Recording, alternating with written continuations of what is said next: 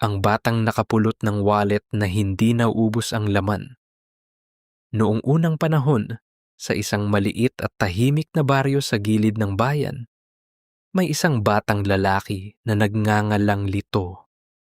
Siya ay 12 taong gulang pa lamang, ngunit bata pa lang ay natuto na siyang harapin ang hirap ng buhay. Ang kanyang ama ay isang tricycle driver na halos buong araw nasa kalsada upang makapaghanap buhay. Ang kanyang ina naman ay naglalabas sa mga kapitbahay upang may maipangkain ang kanilang pamilya.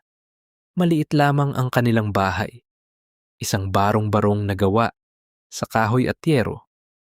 Kapag umuulan ng malakas, tumutulo ang bubong. Kapag tag-init naman, napakainit sa loob. Ngunit kahit ganoon, si Lito ay hindi kailanman nagreklamo. Tuwing umaga, gumigising siya ng maaga upang tumulong sa kanyang ina sa pag-igib ng tubig sa poso. Pagkatapos ay bumibili siya ng tinapay sa maliit na tindahan sa kanto bago pumasok sa paaralan.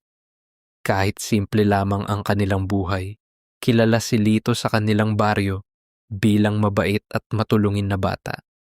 Kapag may matandang nahihirapang tumawid sa kalsada, siya ang unang lalapit upang tumulong. Kapag may batang umiiyak dahil gutom, ibinibigay niya kahit ang sarili niyang baon. Isang hapon, habang pauwi si Lito galing sa paaralan, napansin niya ang isang lumang wallet na nakahulog sa gilid ng kalsada. Mukha itong luma at medyo marumi na parang matagal nang ginagamit ng may-ari nito. Napahinto si Lito. Pinulot niya ito at dahan-dahang binuksan. Nanlaki ang kanyang mga mata. Sa loob ng wallet ay may maraming pera. May mga papel na salapi at ilang barya.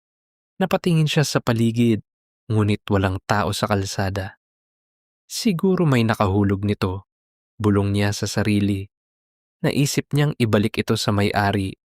Ngunit nang tingnan niya ang loob ng wallet, ay wala siyang nakitang ID o anumang bagay na makapagsasabi kung kanino ito. Kaya napagpasyahan niyang iuwi muna ito. Pagdating niya sa bahay, agad niyang ipinakita ang wallet sa kanyang ina.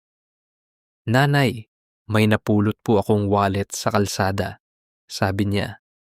Binuksan ng kanyang ina ang wallet at nagulat din sa dami ng laman nito. "Anak," sabi ng kanyang ina, "baka may naghahanap nito." "Opo nga po," sagot ni Lito, "pero wala pong pangalan sa loob. Bukas, magtanong tayo sa barangay kung may nawalan," tumango si Lito. Ngunit kinagabihan, napansin niya ang kakaibang bagay. Wala na silang bigas sa bahay. Kaya kumuha siya ng 100 piso mula sa wallet upang bumili ng bigas sa tindahan. Nang kinabukasan ay tingnan niya muli ang wallet. May napansin siyang kakaiba.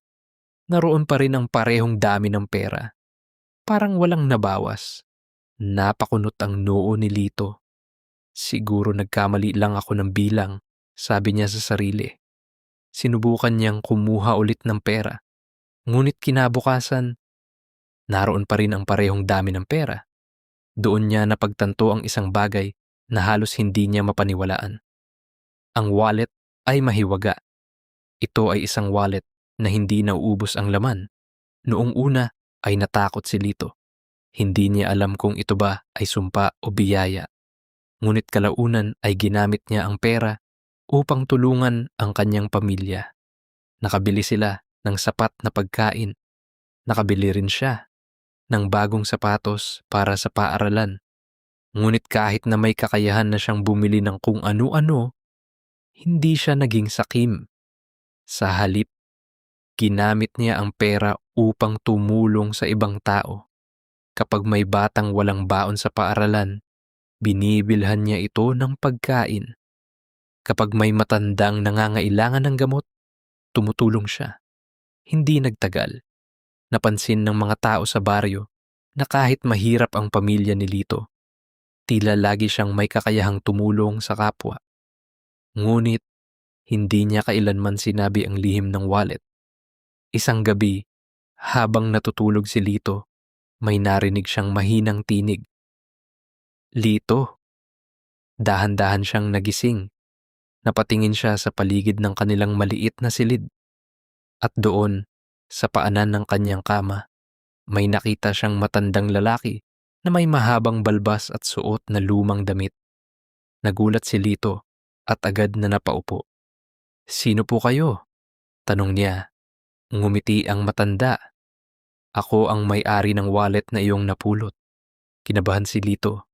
"Pasensya na po kung nagamit ko ang pera," sabi niya. Ngunit umiling ang matanda. "Hindi ako galit. Sa katunayan, sinubok kita." Ipinaliwanag ng matanda na ang wallet ay isang mahiwagang bagay na ipinapasa lamang sa taong may mabuting puso. "Marami na ang nakapulot ng wallet na iyan," sabi ng matanda. "Ngunit karamihan ay naging sakim. Ginamit nila ito para sa sarili lamang.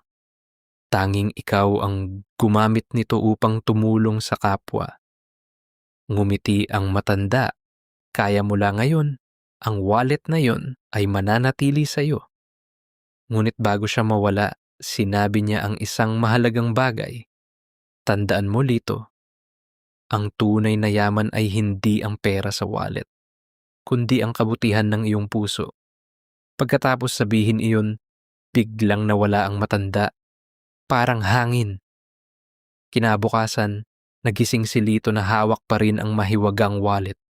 Mula noon, ginamit niya ang biyayang iyon hindi lamang para sa kanyang pamilya, kundi para tulungan ang buong baryo. Nagpagawa siya ng maliit na silid-aralan para sa mga batang hindi makapag-aral. Nagpagawa siya ng poso upang magkaroon ng malinis na tubig ang mga tao. Tinulungan niya ang mga may sakit na walang pambili ng gamot. At kahit tumanda na siya, hindi niya kailanman ginamit ang wallet para sa kasakiman.